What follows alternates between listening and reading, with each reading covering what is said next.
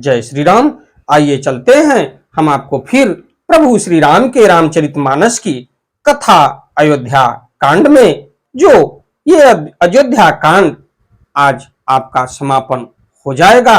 उसके बाद आपको अगली कथा अरण्य कांड में ले चलेंगे। तो आइए चलते हैं प्रभु श्री राम के रामचरितमानस की कथा अयोध्या कांड में, जिसको सुनने और पढ़ने मात्र से ही हमारा आपका देश संसार का कल्याण हो जाएगा। तो पिछली कथा में मैंने आपको बताया था कि चतुरंगिणी सेना जो प्रभु श्री राम से मिलने के लिए 14 वर्ष के वनवास के दौरान गई, वो सेना और भया भरत, शत्रुघ्न, गुरु माताएं और परमपिता जनक और माता सुनैना वापस लौटे और 5 दिन तक प्रभु श्री राम के साथ वनवास के दौरान रहे ये लोग। उसके बाद प्रभु श्री राम ने अपना चरण पादुका भया भरत को दिया, और ये बड़ी हृदय विदीर्ण घटना है। जो इस घटना को सुनता है और मनन करता है, उसके हृदय और आंखों से आंसू आ जाते हैं प्रभु श्री राम के 14 वर्ष के वनवास के दौरान। लेकिन भया भरत ने उस खड़ाऊ को अपने सिर पर रखा और प्रभु श्री राम ने कहा कि भरत यही राजगद्दी संभालेंगे, यही राम हैं और यही दोनों आंखें हैं और यही किवाड़ हैं। तो भरत भैया ने श्रद्धा भक्ति भाव से उस खड़ाऊ को अपने सिर पर रखते हुए अयोध्या नगरी को वापस आए। और उसके बाद भी महाराज जनक ने 6 दिन तक अयोध्या नगरी में बिताए, और जितना बन सका उन्होंने भरत भैया को पूरी राजनीति और कैसे करनी है और राजपाट कैसे चलाना है और गुरुओं के द्वारा और परमपिता जनक के द्वारा बताया गया। उसके बाद भैया भरत ने विश्वास पात्र जो भी उनके मंत्री थे, उस हिसाब से उनको सेवा का अवसर दिया गया और वो अपने सेवा के लिए तत्पर थे। और उसके बाद उनके छोटे भाई शत्रुघ्न जी जो थे, उनको बुला के भैया भरत ने माताओं की सेवा में लगा दिया कि शत्रुघ्न, अब आप माताओं की सेवा करनी है, ये उनको जिम्मेदारी सौंपे। और महाराज जनक भी अपने नगरी मिथिला को प्रस्थान किए। तो आगे इस कथा को मैं आप तक पहुंचा रहा हूं। आज अयोध्या कांड संपन्न हो जाएगा। तो इससे पहले विघ्नों को हरने वाले भगवान गणेश और विद्या की प्रदायिनी मां सरस्वती के श्री चरणों में शीश नवाते हुए विनम्र निवेदन करूंगा कि हमारे देश संसार में जहां भी प्रभु श्री राम के रामचरितमानस की कथा हो रही हो, उसे संपन्न करने में अपना पूर्ण योगदान दें। उसके साथ साथ हमारे ऊपर भी अपनी कृपा बनाए रखें कि मैं अपने मुखार बिंदु से प्रभु श्री राम के रामचरितमानस की कथा तक को, जो राम भक्त प्रभु श्री राम के भक्त हैं और जो इस कथा को सुन रहे हैं, उनके ऊपर किसी भी प्रकार का कष्ट ना आवे और वो अपने पुण्य के भागी बने। तो ओम श्री जानकी वल्लभो विजयते।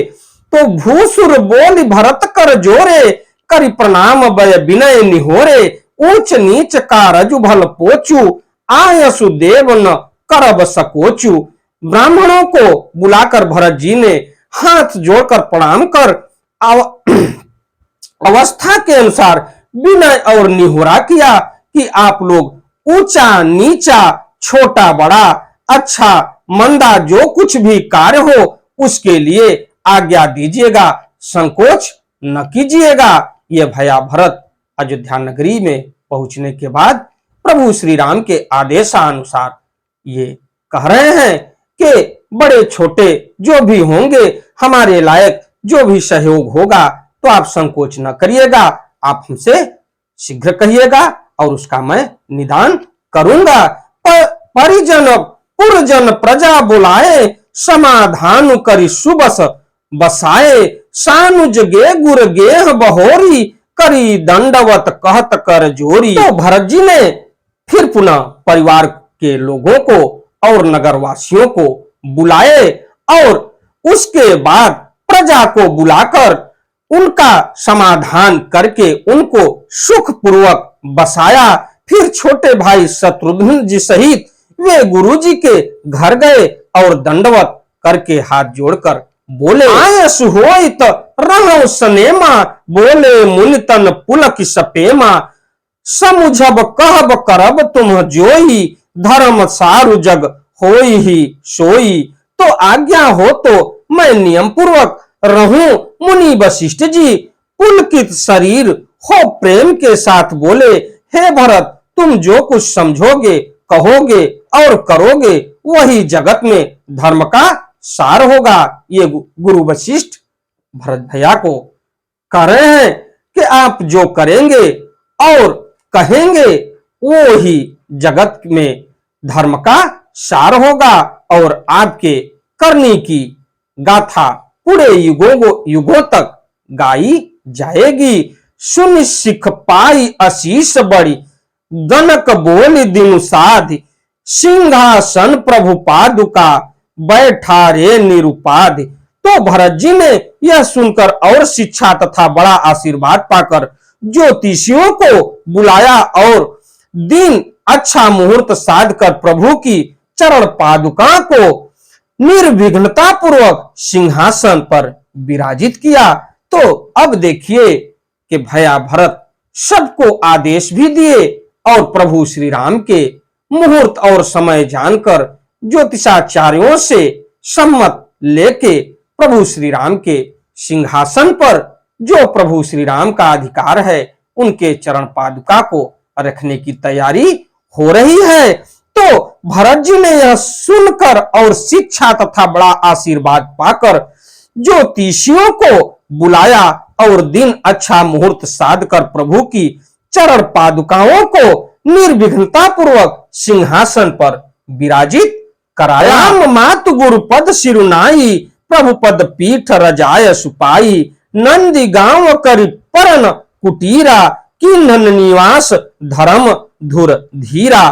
फिर श्री राम जी की माता कौशल्या जी और गुरु जी के चरणों में सिर नवाकर और प्रभु की चरण पादुकाओं की आज्ञा पाकर धर्म की धुरी धारण करने में धीर भरत जी ने नंदी ग्राम में पर्ण कुटी बनाकर उसी में निवास किया। तो देखिए भैया भरत का विचार और हृदय के वो अपने राजभवन को छोड़ के तो गुरु जी के चरणों में सिर नवाकर और प्रभु की चरण पादुकाओं की आज्ञा पाकर धर्म की धुरी धारण करने वाले भैया भरत नंदी ग्राम में पर्णकुटी बनाकर उसी में निवास किया। जटा जूट सिर मुनपट धारी, महिखन कुश साथरी सवारी, असन बसन बासन व्रत नेमा, करत कठिन ऋषि धर्म सप्रेमा।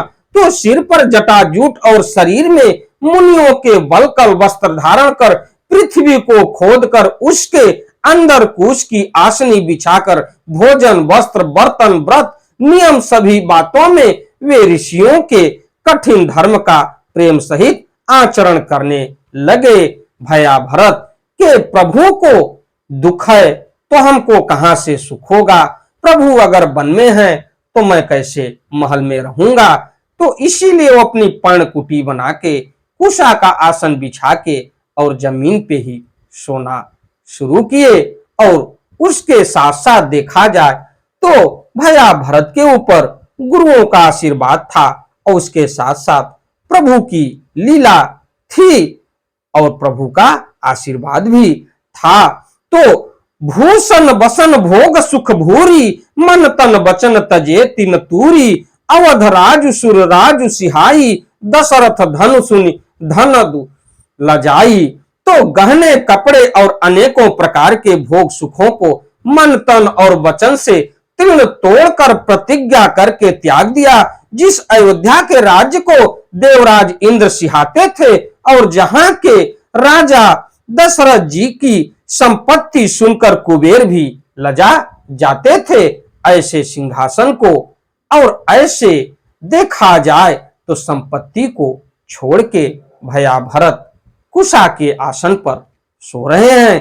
तेहि पुर बसत भरत बिनुरागा, चंचरीक जिमि चंपक बागा, रमा बिलासु राम अनुरागी, तजत बमन जिमि जन बड़ भागी। उसी अयोध्या पुरी में भरत जी अनासक्त होकर इस प्रकार निवास कर रहे हैं जैसे चंपा के बाग में भौरा श्री रामचंद्र जी के प्रेमी बड़भागी पुरुष लक्ष्मी के विलास भोग और ऐश्वर्य को बमन की भांति त्याग देते हैं, फिर उसकी ओर ताकते भी नहीं। राम प्रेम भाजन भरत, बड़े न एह करतूत, चातक हंस सराहियत, टेक विवेक विभूति। फिर भरत जी तो स्वयं श्री रामचंद्र जी के प्रेम के पात्र हैं। वे इस भोग और ऐश्वर्य को त्याग रूप करने से बड़े नहीं हुए, अर्थात उनके लिए यह कोई बड़ी बात नहीं है। भया भरत के लिए पृथ्वी पर का जल न पीने की टेक से, चातक की और नीर क्षीर विवेक की विभूति शक्ति से हंस की भी सराहना होती है। दिनों दिन दू बरी होई, घटई तेज बल मुख छवि सोई, नीत नव राम प्रेम पन पीना, बढ़त धर्म दल मनु न मलीना। तो भरत जी का शरीर दिनों दिन दुबला होता जाता है। तेज अन्न घृत आदि से उत्पन्न होने वाला मेद घट रहा है। बल और मुख छवि, मुख की कांति अथवा शोभा वैसी ही बनी हुई है। राम प्रेम का प्रण नित्य नया और पुष्ट होता है। धर्म का दल बढ़ता है और मन उदास नहीं है, अर्थात प्रसन्न है। संस्कृत कोश में तेज का अर्थ मेद मिलता है और यह अर्थ लेने से घटई के अर्थ में भी किसी प्रकार की खींच तान नहीं करनी पड़ती। तो जिम जलु निघटत शरद प्रकाशे, बिलसत बेतस बनज विकासे, समदम संजम नियम उपासा, नखत भरत ही विमल आकाशा। जैसे शरद ऋतु के प्रकाश विकास से जल घटता है किंतु बेत शोभा पाते हैं और कमल विकसित होते हैं, सम दम संयम नियम और उपवास आदि भरत जी के हृदय रूपी निर्मल और आकाश के नक्षत्र तारागण हैं। तो उसके बाद ध्रुव विश्वासु अवधिराकाशी, स्वामी सुरति सर विधि विकासी, राम प्रेम विधु अचल अदोषा, सहित समाज सोहनित चोखा। तो विश्वासी उस आकाश में ध्रुव तारा है, 14 वर्ष की अवधि तो प्रभु श्री राम के ध्यान में ही पूर्णिमा के समान है और स्वामी श्री राम जी की सूरत स्मृति आकाश गंगा सरीखी प्रकाशित है। राम प्रेम ही अचल सदा रहने वाला है और कलंक रहित चंद्रमा है। वह अपने समाज नक्षत्रों सहित नित्य सुंदर सुशोभित है। तो भरत रहन समुझन करतूति, भगत बिरति गुण विमल विभूति, बरनत सकल सुकवि सकुचाही, शेष गणेश गिरा मगु गमु नाही। तो भरत जी की रहनी समझकर करनी भक्ति वैराग्य निर्मल गुण और ऐश्वर्य का वर्णन करने में सभी सुकवि सकुचाते हैं, क्योंकि वहां औरों की तो बात ही क्या, स्वयं शेष गणेश और सरस्वती की भी पहुंच नहीं है। तो नीत पूजत प्रभु पावरी, प्रीति न हृदय समाति, मागी मागी आयस करत, राज काज बहुभांति। तो वे नित्य प्रति प्रभु की पादुकाओं का पूजन करते हैं, यानी प्रभु श्री राम के खड़ाओं का चरण पादुका का वो नित्य पूजन करते हैं। हृदय में प्रेम समाता नहीं है। पादुकाओं से आज्ञा मांग मांग कर वे बहुत प्रकार सब प्रकार के राजकाज करते हैं। तो उनको अगर आज्ञा लेनी होती थी तो चरण पादुका से ही वो आज्ञा लेते थे, उसके बाद ही कोई कार्य करते थे। पुलक गात ही रघुबीरु, जीह नाम जप लोचन नीरु, लखन राम सिय कानन बसही, भरत भवन बसी तप तनु कसही। शरीर पुलकित है, हृदय में श्री सीताराम जी हैं। जीव राम नाम जप रही है, नेत्रों में प्रेम का जल भरा है। लक्ष्मण जी, श्री राम जी और सीता जी तो वन में बसते हैं, परंतु भरत जी घर ही में रहकर तप के द्वारा शरीर को कस रहे हैं। दो दिश समुझ कहत सब लोगो, सब विधि भरत सराहन जोगो। सुनि व्रत नेम साध कुछ सकुचाही, देख दशा मुनिराज लजाही। तो दोनों ओर की स्थिति समझकर सब लोग कहते हैं कि भरत जी सब प्रकार से सराहने योग्य हैं। उनके व्रत और नियम को सुनकर साधु संत भी सकचा जाते हैं और उनकी स्थिति देखकर मुनिराज भी लज्जित होते हैं। ये भरत भैया का तप है और प्रभु श्री राम की कृपा है, और जिसके ऊपर प्रभु श्री राम की कृपा हो गई उस व्यक्ति के जीवन में कभी भी कठिनाई नहीं आएगी, लेकिन कृपा होनी चाहिए। तो परम पुनीत भरत आचरण, मधुर मंजु मुद मंगल करनु। हरन कठिन कलि कलुष कलेशु, महामोह निशिदलन दिनेशु। भरत जी का परम पवित्र आचरण चरित्र मधुर सुंदर और आनंद मंगलों का करने वाला है, तो कलयुग के कठिन पापों और क्लेशों को हरने वाले हैं। महामोह रूपी रात्रि को नष्ट करने के लिए सूर्य के समान हैं। तो पाप पुंज कुंजर मृग राजू, समन सकल संताप समाजू। जन रंजन भंजन भव भारू, राम स्नेह सुधाकर सारू। पाप समूह रूपी हाथी के लिए सिंह है, सारे संतापों के दल का नाश करने वाला है। भक्तों को आनंद देने वाला और भव के भार संसार के दुख का भंजन करने वाला तथा श्री राम प्रेम रूपी चंद्रमा का सार अमृत है। तो इसके बाद मैं थोड़े से छंद में आपको ले चलता हूं। तो सिय राम प्रेम पीयूष पूरन होत, जनमुन भरत को। मुनि मन अगम जम नियम समदम, विषम व्रत आचरत को। दुख दाह दारिद दंभ दूषण, सुजस मिसि अपहरत को। कलि काल तुलसी से सठनी, हठि राम सनमुख करत को। तो श्री सीताराम जी के प्रेम रूपी अमृत से परिपूर्ण भरत जी का जन्म यदि न होता तो मुनियों के मन को भी अगम यम नियम सम दम आदि कठिन व्रतों का आचरण कौन करता। दुख संताप दरिद्रता दंभ आदि दोषों को अपने सुयश के बहाने कौन हरण करता, तथा कली काल में तुलसीदास जी जैसे सठों को हठ पूर्वक कौन श्री राम जी के सम्मुख करता। तो भरत चरित करि नेमु, तुलसी जो सादर सुनहि। सिय राम पद पेमु, अवसि होई भव रस बिरति। तो तुलसीदास जी कहते हैं जो कोई भरत जी के चरित्र को नियम से आदर पूर्वक सुनेंगे उनको अवश्य ही श्री सीताराम जी के चरणों में प्रेम होगा और सांसारिक विषय रस से वैराग्य होगा। इसी के साथ मैं अपनी वाणी को विराम देते हुए अगली कथा में मैं आपसे फिर मिलता हूं अपने वीडियो अपने चैनल के माध्यम से, क्योंकि मास पारायण का 21वां विश्राम है।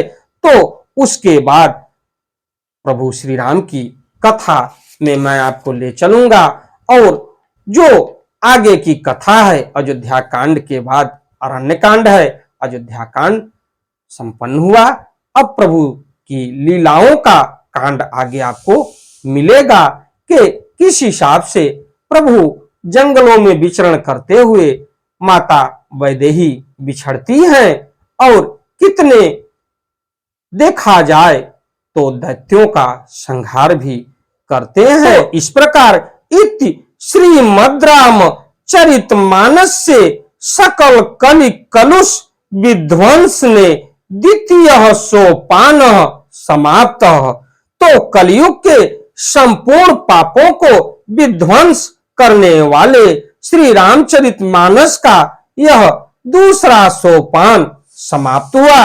अगली कथा में मैं आपको ले चलूंगा अरण्य कांड में। हमारी वीडियो आपको अच्छी लगे तो वीडियो को लाइक करिए, शेयर करिए, चैनल को सब्सक्राइब करिए, बेल आइकन दबाना न भूलिए, जिससे हमारी कोई भी महत्वपूर्ण धार्मिक वीडियो आप तक शीघ्र पहुंचे। अब आपको कथा रोचक मिलेगी। अंधविश्वास से दूर रहते हुए प्रभु श्री राम के श्री चरणों में समर्पित होइए। एक बार प्रेम से बोलिए, प्रभु श्री राम की जय हो।